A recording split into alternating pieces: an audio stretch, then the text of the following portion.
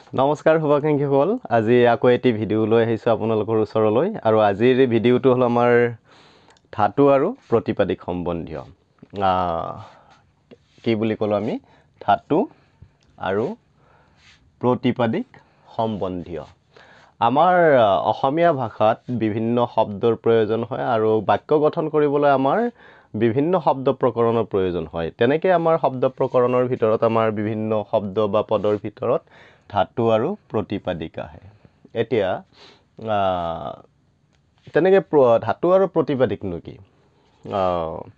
এতিয়া আমি ধাতু বুলি ক'লে হল আমাৰ ক্ৰিয়াৰ মূল ধাতু হল আমাৰ ক্ৰিয়াৰ মূল সকলো বস্তুৰে আমাৰ মূল থাকে আৰু তেনেকৈ আমাৰ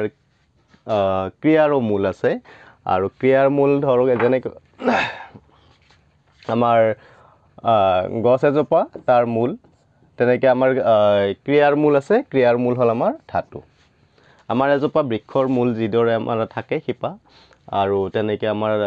ক্ৰিয়াৰ মূল থাকে ধাতু এতিয়া আমি বাক্য গঠন কৰিবলৈ আমি ধাতু জানিব লাগিব আৰু ক্ৰিয়া বিশেষ্য এইবিলাক জানিবই লাগিব সেইবিলাক পিছত আলোচনা কৰিম পাছলৈ আৰু এতিয়া আমি যেহেতু আমাৰ আজিৰ পাঠটো ধাতু আৰু প্ৰতিপাদিক সম্বন্ধীয় গতিকে এইখিনি আমি আলোচনা কৰিম এতিয়া আমি কি ক'লো যে ধাতু এতিয়া আমাৰ ধাতু হল ক্ৰিয়াৰ মূল এতিয়া ক্ৰিয়া কোনবোৰ ক্ৰিয়াৰ মূল কোনবোৰ যেনেকৈ খাটো হল আমাৰ এটা ক্ৰিয়াৰ মূল বা ধাতু আৰু তেনেকৈ নাচটো হল আমাৰ ক্ৰিয়াৰ মূল বা আমাৰ ধাতু ঠিক তেনেকৈ কৰ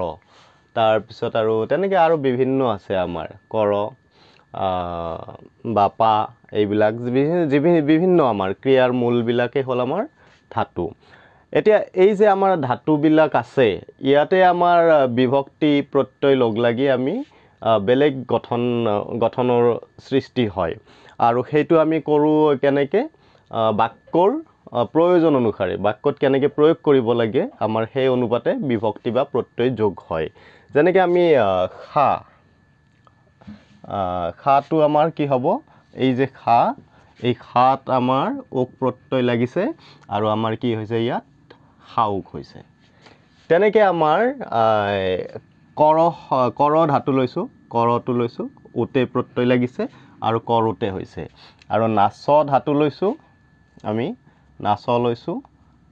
উতা প্ৰত্যয় দিছোঁ নাচতে হৈছে তেনেকৈ আমাৰ এই ধাতুবিলাকত আমাৰ প্ৰত্যয় বা বিভক্তি বিভিন্ন সংযোজনেৰে আমি বাক্য গঠন কৰোঁ এতিয়া আমাৰ মূল জানিবলগীয়া কথাটো হ'ল ধাতুনো কি ধাতুটো মই ক'লোৱেই যে ক্ৰিয়াৰ মূলকেই আমাৰ ধাতু বুলি কোৱা হয় আৰু ক্ৰিয়ানো কি আমাৰ যি পদে আমাৰ কোনো এটা কাম হোৱা বা নোহোৱা বুজায় সেইবিলাকে হ'ল আমাৰ ক্ৰিয়া আৰু সেই ক্ৰিয়াৰ মূলে হ'ল ধাতু এতিয়া ধাতু গ'ল আমি আহিছোঁ প্ৰতিপাদিকলৈ এতিয়া প্ৰতিপাদিকনো কি কথাটো অকণ বেলেগ ধাতুতকৈ অলপ বেলেগ প্ৰতিপাদিক হ'ল আমাৰ শব্দৰ মূল প্ৰতিপাদিক হ'ল আমাৰ শব্দৰ মূল যেনেকৈ শব্দৰ মূল মানে কি আমাৰ সেই কোনো এটা শব্দ আমি যেতিয়া গঠন কৰোঁ তাত বিভক্তি আৰু প্ৰত্যয় যোগ হোৱাৰ আগতে আমাৰ শব্দৰ যিটো মূল থাকে মূল শব্দটো তাত বিভক্তি আৰু আমাৰ কি নাথাকে প্ৰত্যয় যোগ হৈ নাথাকে সেইবিলাকে হ'ল আমাৰ প্ৰতিপাদিক শব্দৰ মূল তাৰ মানে আমাৰ মূল শব্দটো তাত বিভক্তি নাথাকে আৰু প্ৰত্যয় যোগ হৈ নাথাকে আৰু এই বিভক্তি প্ৰত্যয় যোগ হৈ নথকাকৈ যিবোৰ আমাৰ শব্দ সেইবিলাকে হ'ল আমাৰ প্ৰতিপাদিক আৰু সেয়া শব্দৰ মূল বা প্ৰতিপাদিক এতিয়া যেনেকৈ আমাৰ সুখ সাগৰ ফল যা যিকোনো শব্দ আপুনি ল'ব পাৰে আমি ল'ব পাৰোঁ বা আছে আমাৰ অসমীয়া ভাষাত বা সকলো ভাষাত বিভিন্ন শব্দ থাকে তেনেকৈ অসমীয়াতো আমাৰ বিভিন্ন শব্দ আছে আৰু এই শব্দৰ মূলবিলাকে হ'ল প্ৰতিপাদিক এতিয়া আমাৰ যেতিয়া আমি বাক্য গঠন কৰোঁ আমাৰ প্ৰয়োজন অনুসাৰে আমি কি যোগ কৰোঁ বিভক্তি বা প্ৰত্যয় সংযোজন কৰোঁ তেনেকৈ আমি বাক্য গঠন কৰোঁ এতিয়া মই আকৌ ইয়াত লিখি দিছোঁ আমাৰ প্ৰতিপাদিক বিভক্তি বা প্ৰত্যয় যোগ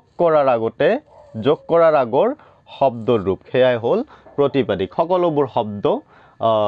যিবিলাকত বিভক্তি বা প্ৰত্যয় যোগ হৈ নাথাকে সেইবিলাকে হ'ল আমাৰ প্ৰতিপাদিক এতিয়া মই যিকেইটা উদাহৰণ দিছিলোঁ সুখ আৰু সুখ সাগৰ ফল যা এইবিলাকত আমাৰ কি হয় আমি এতিয়া বিভক্তি আৰু প্ৰত্যয় যোগ কৰিম যোগ কৰি চাম কেনেকৈ আমি শব্দৰ মূলক বাক্য গঠন কৰোঁতে প্ৰয়োগ কৰোঁ আমাৰ যা শব্দ এইটো শব্দৰ মূল বা প্ৰতিপাদিক এইটো হ'ল যাওক কেনেকৈ হৈছে ওক প্ৰত্যয় লগাইছোঁ আমি যাওক হৈ গৈছে তাৰপিছত আমাৰ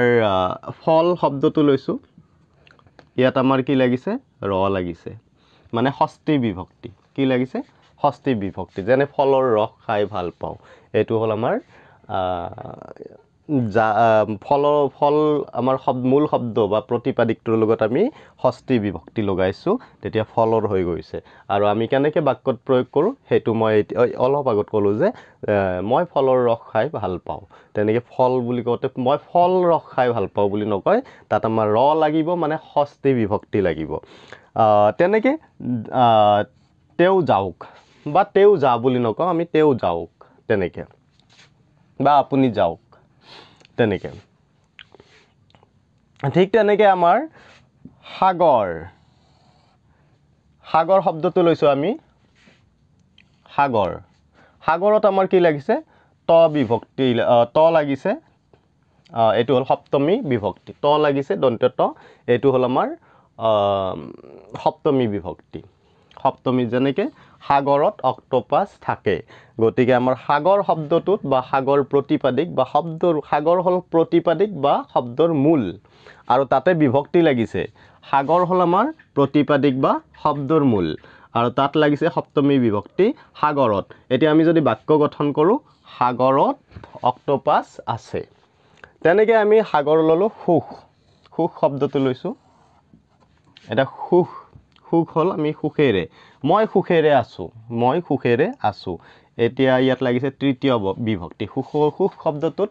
আমাৰ তৃতীয় বিভক্তি লাগিছে সুখ হ'ল আমাৰ প্ৰতিপাদিক বা শব্দৰ মূল আৰু তাত লাগিছে আমাৰ তৃতীয় বিভক্তি যি কেনেকৈ এয়া সুখ সুখ আৰু তাত এই সুখ শব্দ এৰে বা ৰে লাগিছে সুখেৰে হৈছে আৰু সুখেৰে হৈ আমি যে মই সুখেৰে আছোঁ তেওঁ সুখেৰে আছে এনেকৈ আমি বাক্য গঠন কৰোঁ এইখিনিয়ে হ'ল আমাৰ ধাতু আৰু প্ৰতিপাদিকৰ মূল কথা এতিয়া আপোনালোকে চাগে ধৰিব পাৰিছে আৰু কিছু উদাহৰণ ল'লেই হ'ল কিছুমান আমাৰ ক্ৰিয়াৰ মূল উদাহৰণ হিচাপে লৈ তাত বিভক্তি যোগ কৰি চাব পাৰোঁ আমি বা আমি যেতিয়া উপন্যাস বা বিভিন্ন কিতাপ পত্ৰ পঢ়োঁ তাত আমাৰ এনেকৈ সংযোজন হোৱা বিভক্তি আৰু প্ৰত্যয়বোৰ যদি আমি ভালকৈ চাওঁ পুংখানুপুংখকৈ তেতিয়া আমি উপকৃত হ'ম আৰু আমাৰ কিতাপ পঢ়োঁতে কি হয় কাহিনীটোহে পঢ়ি যাওঁ আমি কেনেকৈ চন্দ্ৰবিন্দুৰ প্ৰয়োগ হৈছে কেনেকৈ আমাৰ প্ৰত্যয় বিভক্তি যোগ হৈছে এইবিলাক সাধাৰণতে চোৱা নহয় আপোনালোকে এবাৰ চাবচোন এতিয়াৰ পৰা যদি কিতাপ পঢ়ে তেতিয়া যে আমাৰ যাওক যেতিয়া আমি কৈছোঁ তেওঁ লওক এইবিলাক শব্দ কৈছোঁ তাত ওক প্ৰত্যয় যোগ হৈছে তাত চন্দ্ৰবিন্দু নালাগে তেনেকৈ আমাৰ সাগৰত শব্দটো লিখিছোঁ লিখোঁতে যে সাগৰত সাগৰেৰে নাওখন গৈছে এনেকৈ ক'ত কি বিভক্তি লাগিছে আপোনালোকে চাব পাৰে আৰু আমাৰ যিকেইটা বিভক্তি আছে সেইকেইটাও আলোচনা কৰিম এতিয়া আজিৰ যিখিনি মূল কথা আছিলে ধাতু আৰু প্ৰতিপাদিক এতিয়া ধাতু হ'ল ক্ৰিয়াৰ মূল আৰু যি পদে আমাৰ কোনো এটা কাম হোৱা বা নোহোৱা বুজায় সেইবিলাকে হ'ল ক্ৰিয়াপদ আৰু ক্ৰিয়াৰ মূলকে হ'ল ক্ৰিয়াৰ যিটো আমাৰ বিভক্তি বা প্ৰত্যয় নাথাকে যিটো মূল আমাৰ সেইটো হ'ল ধাতু আৰু ঠিক তেনেকৈ প্ৰতিপাদিক হ'ল আমাৰ শব্দৰ মূল প্ৰতিপাদিক হ'ল শব্দৰ মূল আৰু আমাৰ যিকোনো আমি শব্দ ল'ব পাৰোঁ তাত বিভক্তি আৰু যদি প্ৰত্যয় যোগ হৈ নাথাকে তেতিয়া তাক আমাৰ প্ৰতিপাদিক বুলি কোৱা হয় আৰু প্ৰতিপাদিকত আমি বিভক্তি আৰু প্ৰত্যয় আদি যোগ কৰি আমি বাক্য গঠন কৰোঁ এইখিনিয়ে কথা আৰু যদি কিবা ভুল ভ্ৰান্তি হয় ক্ষমা কৰিব আৰু যদি আপোনালোকে উপকৃত হোৱা বুলি ভাবে মোৰ পৰৱৰ্তী ভিডিঅ' আপোনালোকে চাবলৈ বিচাৰে তেতিয়াহ'লে সঁহাৰি জনাব আৰু পাৰিলে মোৰ পেজটো ফ'ল' কৰি ৰাখিব আৰু উৎসাহিত কৰিব ধন্যবাদ নমস্কাৰ